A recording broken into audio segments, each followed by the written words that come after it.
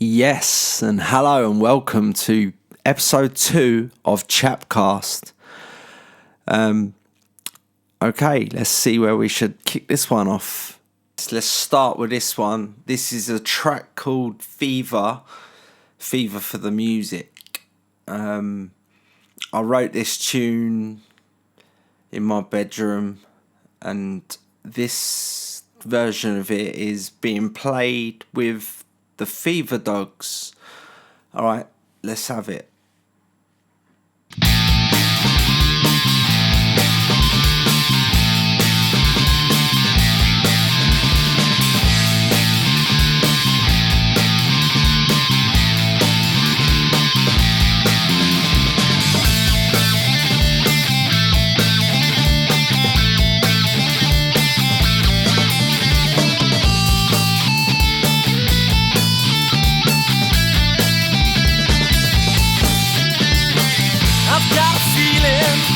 Down inside, it's such a feeling.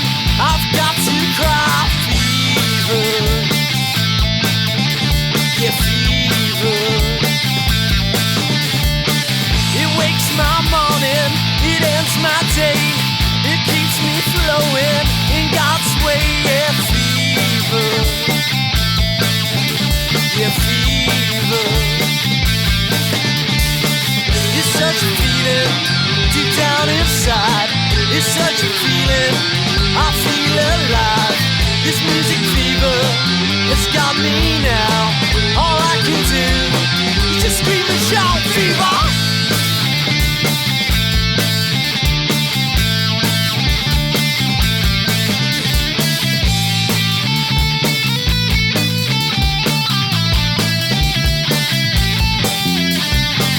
It's such a feeling.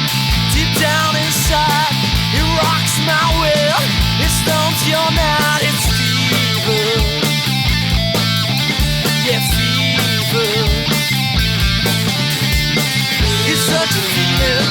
Deep down inside, it's such a feeling. I feel alive. This music fever has got me now. All I can do is just scream and shout, fever.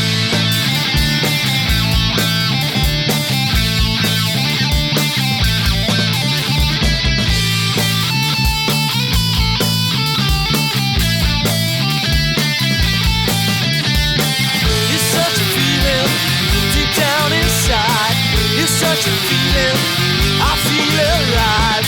This music fever has got me now. All I can do is just scream and shout, fever.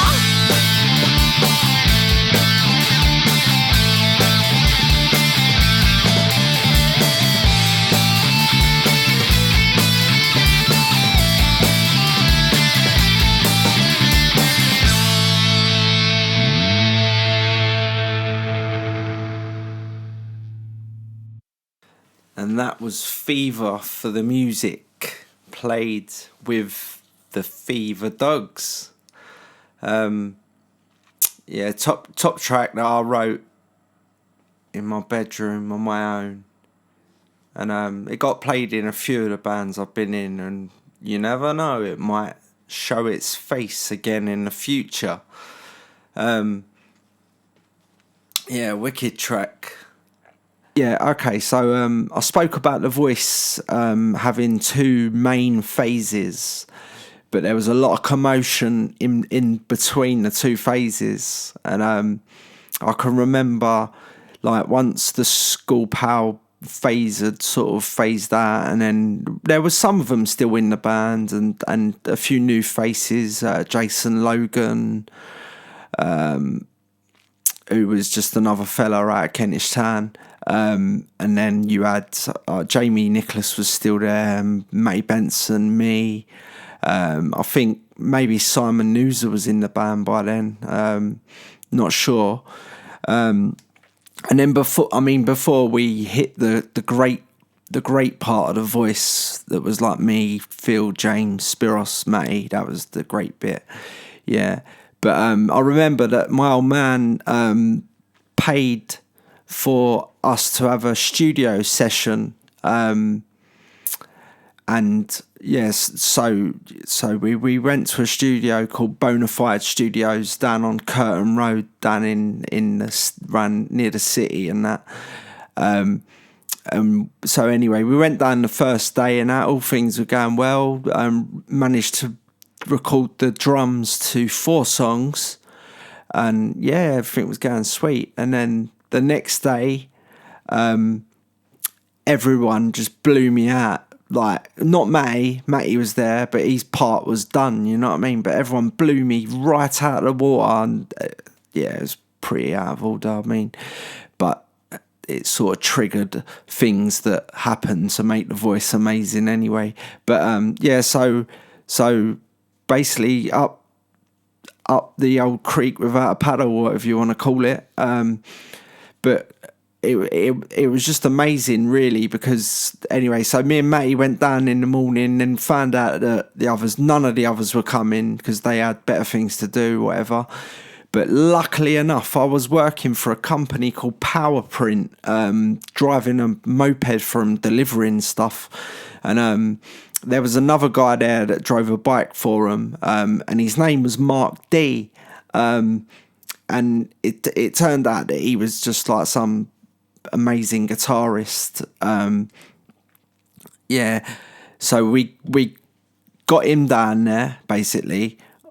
Nothing really got done on this second day, and then we sort of had a weekend off, and then we had like a couple more days the next week. But yeah, that weekend, like, I was round Mark's house on Dartmouth Park Hill, I think, near Tufnell Park. Yeah, and I was just going through these 4 songs that we had the drums down to, but nothing else. And yeah, he just picked it up amazing. And I think it was the Monday we went down there, got in the studio, like me, Matty and Mark. Matty had done all his stuff, he was just there for the ride, do you know what I mean, like, to experience being in the studio and that, like, amazing.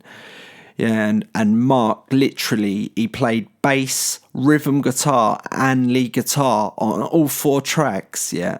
And it was amazing, like, because and he'd done it in like 2 days. He'd done all the guitars. I think he might have even done a bit of backing vocals as well. But yeah, I remember then. And then on the last day that we went in to mix and do a little master on the tracks. And me and Matty went down for that, and we sat there and went through it and that. And then yeah, but. So that was like the second sort of shoot, like after doing No One Knows Him with Mick Tabb, and we hadn't really had any other shoot. Like, we tried to do Devil Woman with Mick Tabb, who was originally a Tie Up to Hairy song, and then me and Amon sort of got it, and like I wrote a chorus to it and Amon put the chords to it and that, and yeah, so I mean, it's originally Tyeb's track, but me and Amon sort of helped out with a load of stuff on that as well. Yeah, but so we just mixed, mastered the tracks and that, brought them home. And I remember leaving the studio with a CD with the tracks on, like, and we was walking to where my car was parked, and we got in my I think I had a Ford KA at the time, or Ford car, whatever you want to call it, little silver thing. But it had a CD player in it, and yeah, we jumped in the motor, stuck this CD in the CD player, and then just started to drive home, like, listening to this CD. And me and Matty was just like, this is amazing, like, because it was sort of different to what we had done before, if you know what I mean, like, but it was amazing, yeah. You can definitely probably hear the Oasis influence in it, but yeah, amazing. So I'm going to find you one of the tracks now, and I will play it for you. Yeah.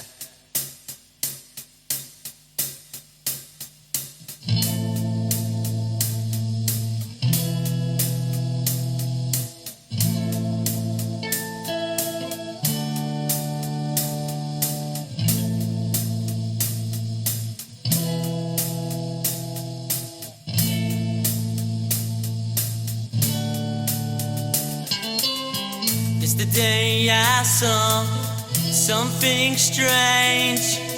It took me by surprise. It called my name. Yesterday I saw something unfair. It was 2-on-1 now, babe, but they don't care. Yesterday I saw something weird. The resurrection, the one of it. Yesterday I saw the two I hate. They took me down, showed me the place. The resurrection is calling to you. The resurrection is something that's new.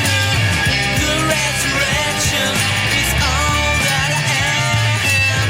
The resurrection is gonna take hold your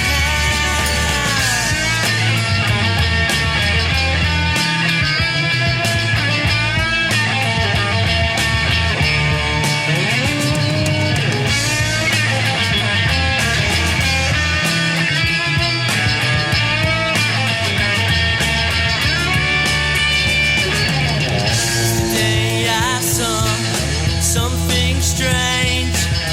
It took me by surprise. It called my name.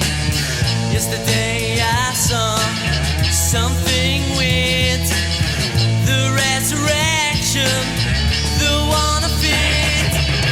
The resurrection is calling to you. The resurrection is something that's new. The resurrection is all that I am. The resurrection is gonna take hold your hand. The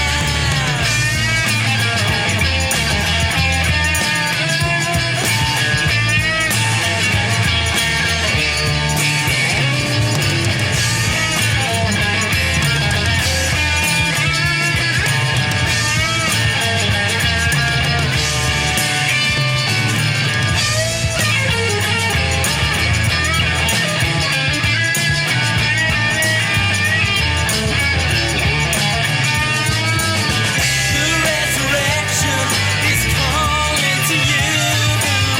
The resurrection is something that's new. The resurrection is all that I am. The resurrection is gonna take hold your hand. The resurrection.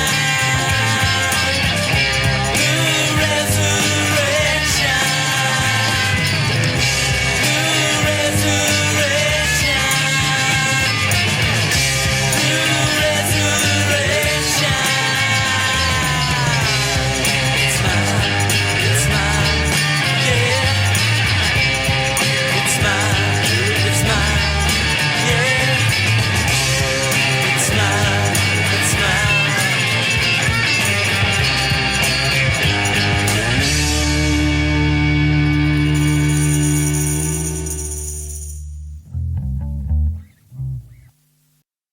Yes, and that was Resurrection, another one of my own compositions, if you like. Yeah, I wrote that. That was one of the first songs, along with things like It's Free and that I wrote myself, learning slowly how to play the guitar and getting some music down so I can put some vocal melodies over the top of it. I mean, that's what I love doing, really. I just love like making vocal melodies up and lyrics and that sort of thing, you know what I mean? But you can't be waiting for other people to help you out with stuff. You got to get on with it, you know what I mean? Do it yourself. Yeah, so I'm just trying to think of the last... Yeah, so another band, actually, that I was in, I didn't mention in episode 1. It was after all of that, anyway. So it was Atlantic Rising. Yeah. I remember... I was in need of a band, and I just started to... look on Gumtree really for band members and that. And I remember I met this guy. He was an American. His name's Lance Freewit. Yeah, we're still pals now. You know what I mean? Like, he's a great fella. You know what I mean? He's gone back to the States now, but whenever he comes over, like, we meet up and have a beer and that, some food and catch up and that. Yeah, but he was in this band. Who else was in this band? There's an Italian fella on drums. I think his name was David, but I don't know if that's right. And then we had a guy on lead guitar called Aidan. And on bass guitar was the guy Matt who played bass for the John Chapman band. He also played in Atlantic Rising. Yeah, he was one of the members of the John Chapman band that was pushing to be a real band rather than my band. Do you know what I mean? Like, so I think he'd left the John Chapman band, and I think the John Chapman band had gone back to playing acoustic shows. I think just myself, maybe Paul Amor a bit as well, bit of lead guitar here and there. But when I finally thought to myself, right, let's do it, let's start a new band, and I just started looking on Gumtree, ringing round old pals and that, and I think I had that Matt's number. I sent him a message, said, fancy playing a bit of bass in a band? He said yes. It was quite good as well, actually, because Lance was, his wife was a student over here, and they got some student accommodation in some massive new building on City Road. But madly, this building had a rehearsal room that all the people that lived there could use. You know what I mean? You just had to put your name down, say on so-and-so day at so-and-so time, I want to use it for like 3 or 4 hours, whatever. And yeah, so we started rehearsing in this building, which it was amazing because we didn't have to pay for the rehearsals. But yeah, so we was just meeting up down there in this mad room. Like, had a drum kit in there and that. Didn't have a PA system, so I've got some like little Yamaha PA thing, and I used to take that down there like on a fishing trolley that I had. Yeah. So that's where Atlantic Rising started. The name Atlantic Rising, I think it was like I sort of made it up, but it was like, I think the whole purpose of it was like Atlantic Ocean, Great Britain one side of it, the States the other side of it, you know what I mean, sort of. So that was the thinking in the name, like sort of connecting me and Lance, you know what I mean. Yeah. Oh, and there was it was funny because before David joined the band as the drummer, a lady called Rosemary Paul come to try out for us. It didn't quite work out with the old drums, but while she was trying out for us on the drums, it came to our attention that she could play the harmonica. And yeah, like right bluesy, yeah, amazing, yeah. So I mean, it was funny because once the band was formed, like me, Lance, Matt, David, Aidan, and Rosemary on the old harmonicas. I think she even played a bit of rhythm guitar here and there as well. But yeah. So she does the old harmonicas. I've got recordings from a live show that we did at Nambucca on Holloway Road. Let me look for a track to play you with Rosemary doing the old harmonica. Okay, yes, so I found a track from that gig at Nambucca. It's actually a song I wrote called Mum's a Word. There's another version of it on episode 1. I think it's like when the Tally first kicked off and we was playing the Purple Turtle. This is from back then. But yeah, you don't throw songs away, you know what I mean? Like wherever you're playing, whoever you're playing with, things pop up, don't they? And I suppose I showed this track to the band and they liked it, so we played it. But yeah, it's got Rosemary on it as well, and Lance doing backing vocals and a bit of rhythm guitar. Matt on the old bass, Aidan doing lead, David on the old pots and pans. Yeah, have a listen, see what you think. Nice one. Here we go. Good evening, we're Atlantic Rising. Let's do this. This one's called Mum's the Word.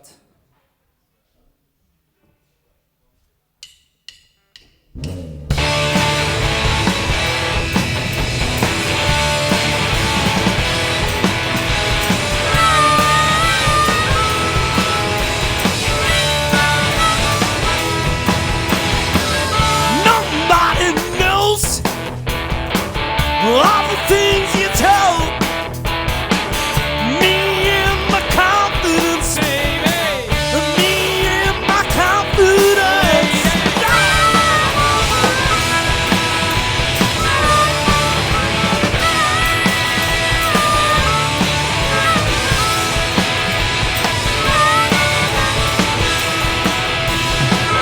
Now I know you're the kind that always shines, even when it's raining. Yeah, when it's pouring. Nobody knows all the things you told me and my confidence. Me and my confidence. Such a lovely life, such a place to be, such a place to be.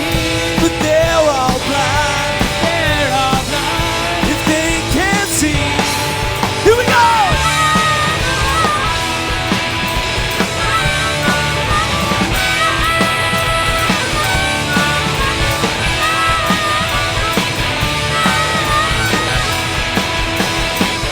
Nobody knows all the things you told me and my confidence, baby.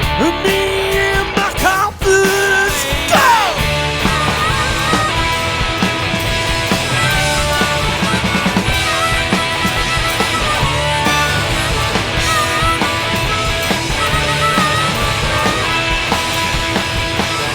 Such a lovely life, such a place to be. But they're all blind, if they can't see. Here we go!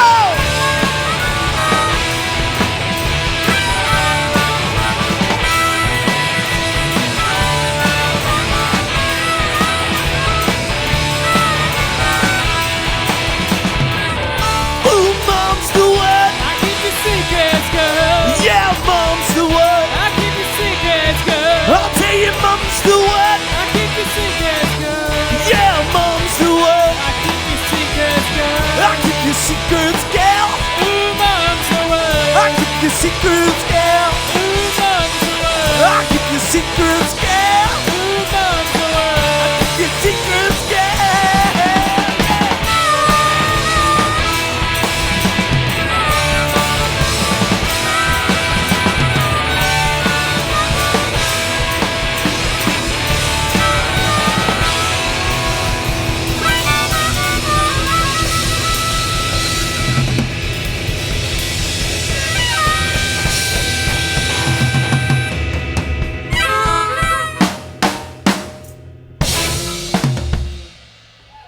Cheers. And that was Atlantic Rising, doing the tune Mum's the Word. Yeah. Again, another band that didn't last very long. It's just sometimes bands are really hard work, you know what I mean? I mean, it's amazing if you can get it right and you all like each other, you know what I mean? It's amazing. Have the best times and that, but there's a lot of politics in being in a band. Everyone's always like talking about songwriting credits and it's just mental. It's just madness. It's just okay. So I said about jumping around in the last episode, and I'm gonna jump back now to the very beginning. with the voice, the schoolmate phase voice. And yeah, basically our first ever gig was outside the Ingester Road Community Centre, and it was me on vocals, it was Josh Wilson lead guitar, Amon Amazande and Taib Taheri were both in the band as rhythm guitarists. We never had a bass player, and Matty was on drums. Yeah, so that was the absolute original band, do you know what I mean? I think Taib actually taught Amon how to play the guitar.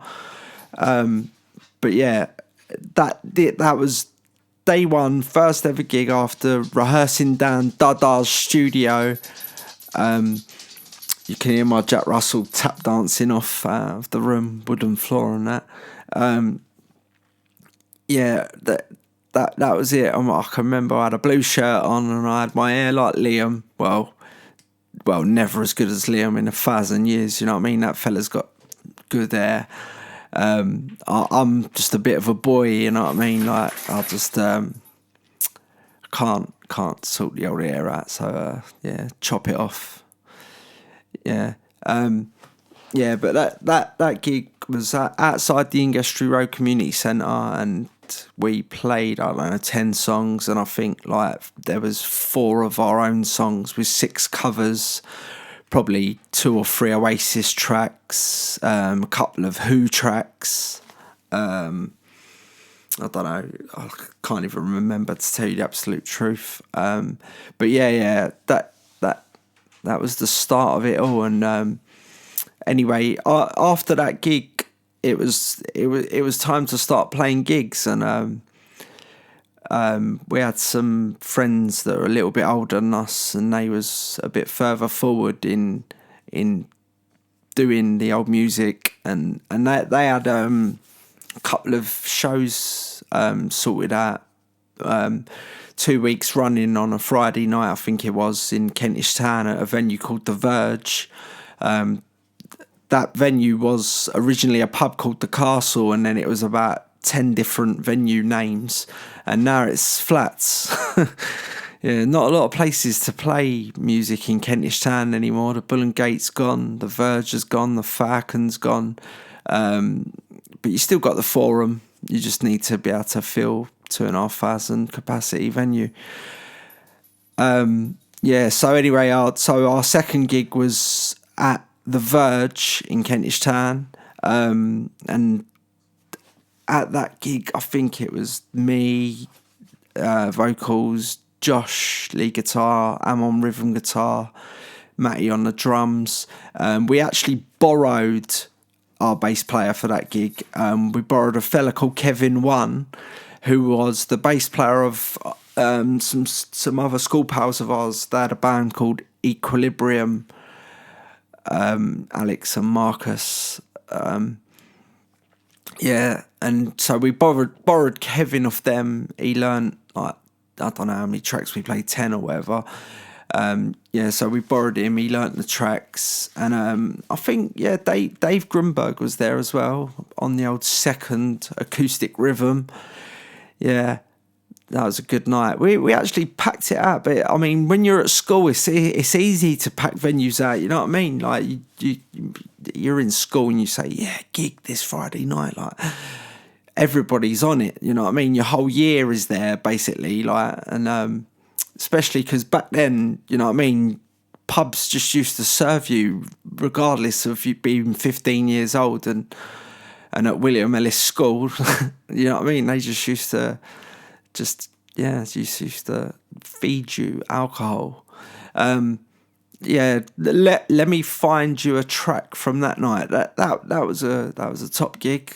Yeah, I'll just have a look for a track from that night. Nice one.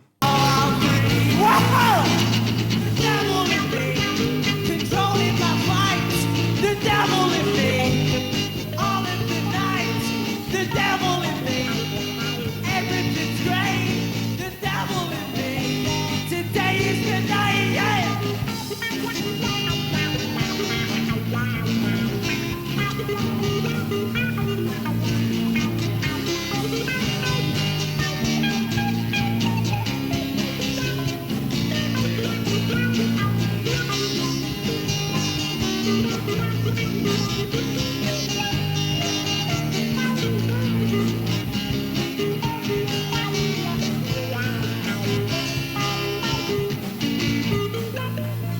devil in me, controlling my flight.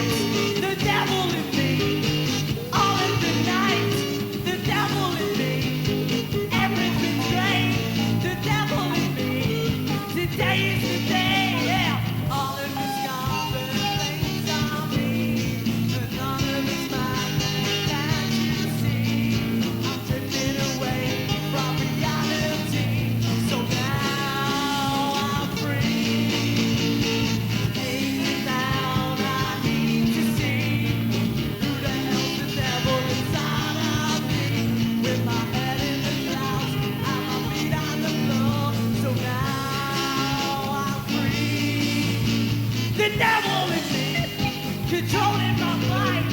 The devil in me, all in the night. The devil in me, everything's great. The devil in me, today is the day. Yahoo!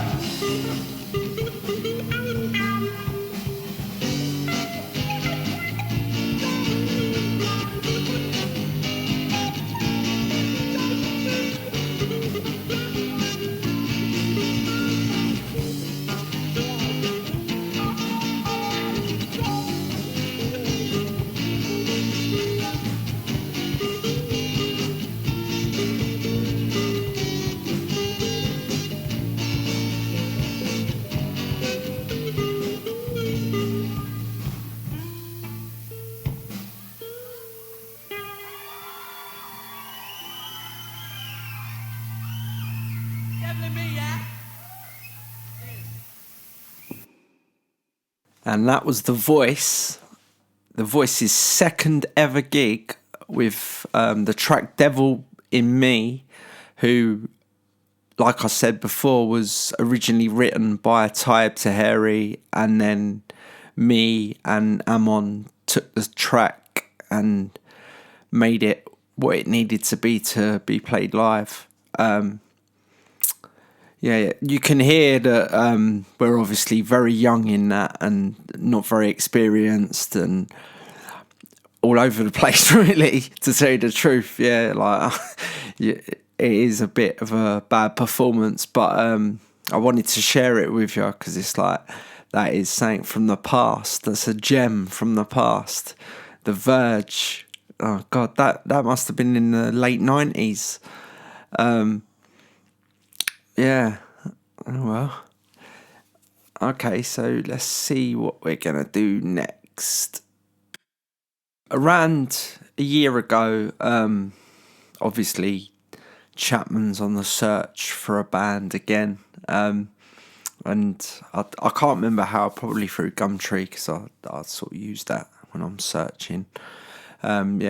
Looking around for people to be in a new band with. I think we had something sort of nearly going called The Kites, and Rosemary Paul from Atlantic Rising. She was involved, and there was some other fellas that I can't really remember, to tell you the truth. It weren't even that long ago, and it's just not really on my radar.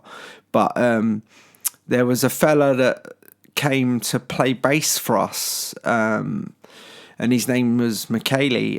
In episode 1, right at the beginning, I play you a cover of a Nirvana song called Polly that I recorded here at Chapman Studios with Michaeli. So basically, the Kites never took off. There was another blind guy called Addy that was going to be in the band as well, and yeah, I can't remember everyone, but anyway, yeah. So we was trying our hardest to get people to be in a band, and that's Lennon tap dancing again. So we tried our hardest to put a band together, and it just weren't happening. And anyway, so this fella Michaeli, the Italian guy, basically like I've got this sort of home studio at my mum's, where I am now recording this, and basically, like, he was there and me and no one else. So I just sort of one day said to him, "Do you want to come round my mum's and we can record, have a little recording session, like with Logic or whatever at my mum's?" And he was well up for it. And it was mental because he come round and then it turns out that he's like some amazing engineer. Like he knows how to work Logic like the back of his hand. Like, and then it turns out that he's not only a bass player, he's an amazing guitarist as well. And it was amazing. Like, so I was doing my solo stuff still, just playing little solo gigs here and there. I don't think Michaeli was actually that much on playing live. I think he wouldn't have minded being a bass player in a band where he's at the back, but being like right at the front of the stage, lead guitarist, whatever, I don't think he was on that. But so anyway, we over the course of like a year and a half, like I was still playing solo, but I was meeting up once a week at Chapman Studios. I was meeting up with this fella, Michaeli, and we just used to record loads and loads of stuff. Like, I've got loads of bits and pieces that we've done, like, but we ended up doing an album. The album's called The Chameleon Bag, and the band name that because we didn't want to say like John Chapman and Michaeli or whatever, so we wanted like to put it under a band name. So we used the name Fly Pelican Fly, and it's funny because Michaeli probably don't know this. I just came out of it to him and he liked it, but back in like that track that I just played you, Devil in Me, at the Voices first show, I did actually say that we was supposed to be supporting a band of older guys from Kentish Town on these two gigs, like these two consecutive Friday nights, and they didn't actually end up turning up to either gig. So them two gigs was just like, it was the Voice and that was it. No one else was playing, so we had the stage all night for two gigs. Like, we did pack it out. I mean, even if it was full of youths, we did pack it out. Yeah, and I suppose the venue made their money with. I suppose they made money on the door as well. Like, I don't remember getting paid that much. Couple of Jack Daniels and Coke or something. So anyway, Michaeli, so we sort of, so this band's jumping all over the place here. The band that we were supposed to be supporting at the Verge, they was actually called Fly Pelican Fly, and it's taken from Scarface. There's a bit when Al Pacino's in the bath and he's got a telly on next to him and he's got someone in the room with him, and on this thing, on the telly there's a load of flamingos, and someone shouts out like, "Fly Pelican Fly," like as they're all flying off. So that's where that name came from anyway. Like, I think that's where the band we're supposed to be supporting got the name from, Scarface, because I obviously discovered that after, like, they was called Fly Pelican Fly. We didn't actually ever get to play with them, and then we did. I did find out that it was in Scarface, so I think that's where they got it from as well. Definitely, it's got to be in it. Yeah. So anyway, so we called this project Fly Pelican Fly, and we released an album. This album is just me and Michaeli, and it's all done at my home studio. Let me play you one or two of the tracks off this album, see what you think.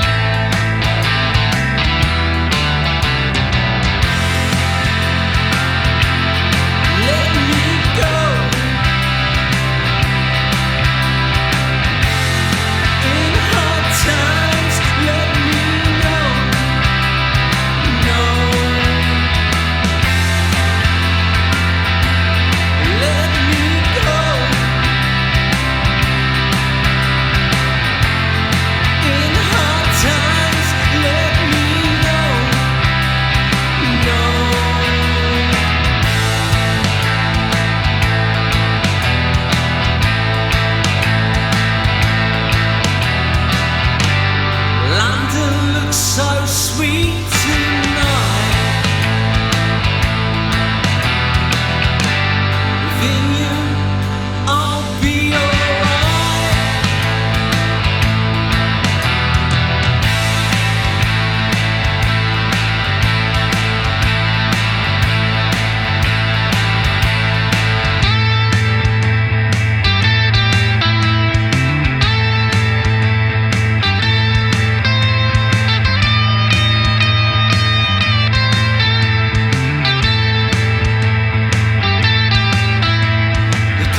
Stones of a London street, rats like dogs running round your feet. The smell from the river gives me a quiver. You better watch your back from Jack the Ripper.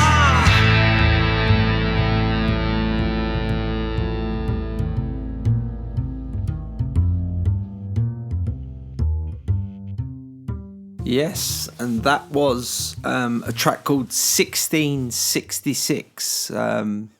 If you listen to the lyrics and that, you can see that it's about London, the most beautiful place in the world. So we recorded that, and then at the end of it, the outro sort of part of it is I stole that from one of my other songs. I've got a song called Jack the Ripper, and it seemed to suit the song, you know what I mean? So we stole that off that track, stuck it on the end of this track. The rest of it is a complete co-written song between me and Michaeli. And then at the end, I think he found a sample, it was probably in a Logic sample library or whatever, just that bassy bit of jazzy bass at the end. I'm going to play you another one from the album. This is another track that I sort of had started, and then Michaeli helped me finish it. It's a track that is inspired by my beautiful children, Francis and Alfie. And it's called Sweethearts.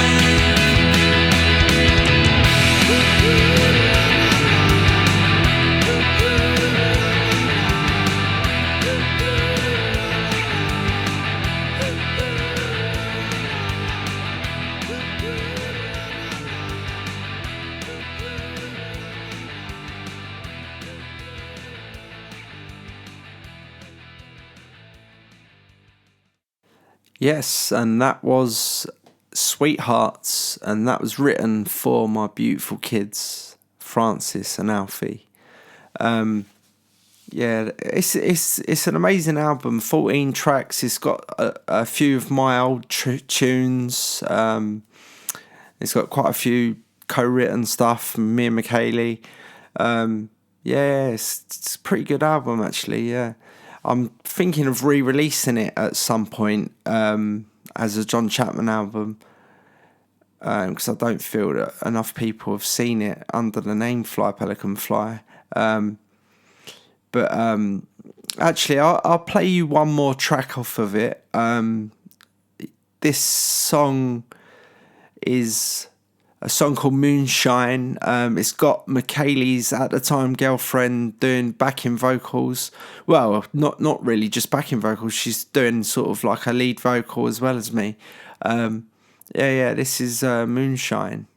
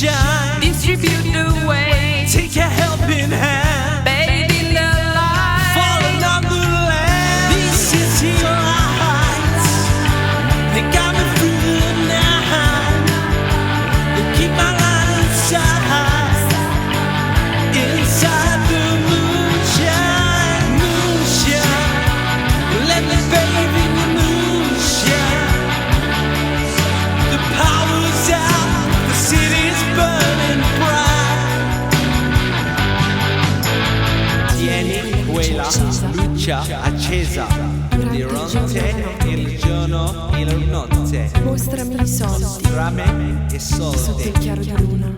sotto il chiaro di luna. È mezzanotte e 40. Mi devi ancora molto. Abbandonato da tutti. Potrebbe Non essere mai abbastanza. These city lights, they got me through the night. They keep my light inside the moonshine, moonshine. Let me bathe in your moonshine. The power's out, the city's burning bright. Moonshine, let me bathe in your moonshine.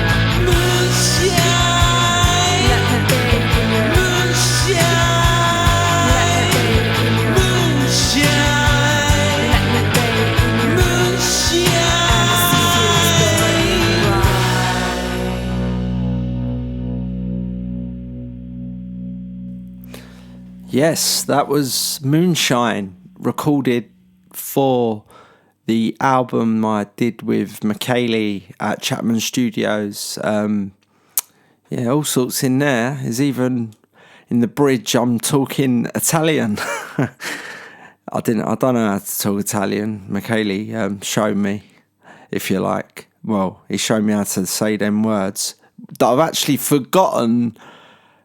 Like, it was written down the bridge in English, obviously, because I wrote it.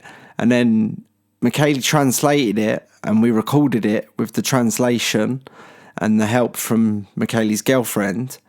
But since I've lost the English version of the words, so yeah, I ain't got a clue what it says. So if you're Italian or you can speak Italian, and you'd like to translate it and tell me it, that'd be great. Cheers. Yeah, that album was top stuff. I will re-release it, and when I do, hopefully you can download it and enjoy the full 14 songs. Yeah, so we are approaching the 1 hour mark. So that, I guess that means we're coming to the end of episode 2. In episode 3, I'm gonna talk a lot more about the charity band, because by the time I put episode 3 up on Facebook,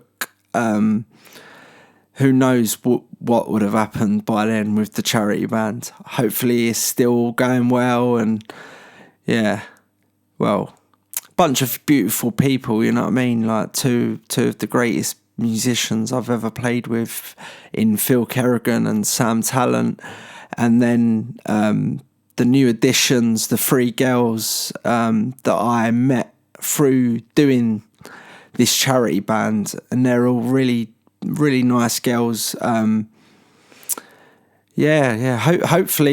by the time you hear this, we're still friends. Yeah. I mean, I'd like to stay friends with everyone in the band. You never know once the 3rd gig's out of the way, and then that means that the charity part of it is spleesh. You never know, that we might do a few more gigs, who knows, but we will see. So I wanted to I was looking for a tune to finish this up with, and I came across a recording. It's a demo, so it's not got like full production, and it's not even mixed 100%, and it's probably had a silly master just to bring the volume up or whatever, but it's a song called This Life, and it's a song that I wrote with Jamie Nicholas. Now, I think me and Jamie wrote a couple of tunes, I'm not too sure, but this is definitely the only one that well, I mean, obviously back in the day when we wrote it in the voice, like we would have been playing it in the rehearsal rooms. We did quite a few gigs with that band, so we may have even played it live, but out of the tracks that me and Jamie would have done together, this is the only track that survived in my eyes, and the only track that I still play today occasionally. So have a listen. This is This Life. Nice one.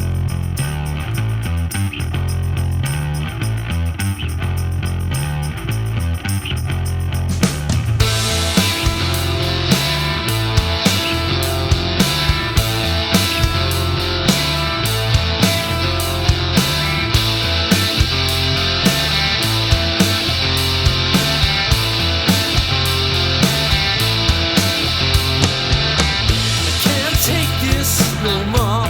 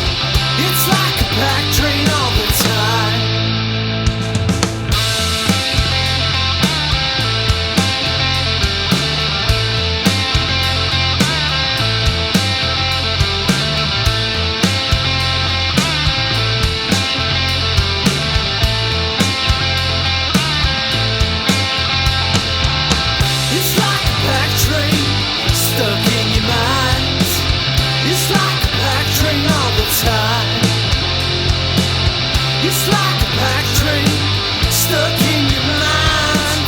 It's like a pack train all the time. So that was This Life, a John Chapman, Jamie Nicholas track. Out of everyone in the... Well, I mean, I am a massive Oasis fan. Like, do you know what I mean? Liam took me where I needed to be, just seeing that fella. But I can honestly say, if anybody in the world is a bigger Oasis fan than me, it's Jamie Nicholas. And he sort of done the music to the verses in that song on his jack, and then I put my magic over the top. But yeah, it was later on when I was like trying to learn some Oasis songs on the old guitar that the similarity of This Life and Hello by Oasis is very similar. I wondered where Jamie picked them chords up from. So we have reached the climax. It's time to say goodbye. In episode 3, I am definitely going to do a lot more talking about this charity band that I'm part of at the moment. I hope everyone's enjoying. Please message me if you want to hear about anything a bit more, a bit less. Do you know what I mean? Like, all right, nice one. I will see you I will not see you, but you will hear me in episode 3. Thanks a lot. Cheers.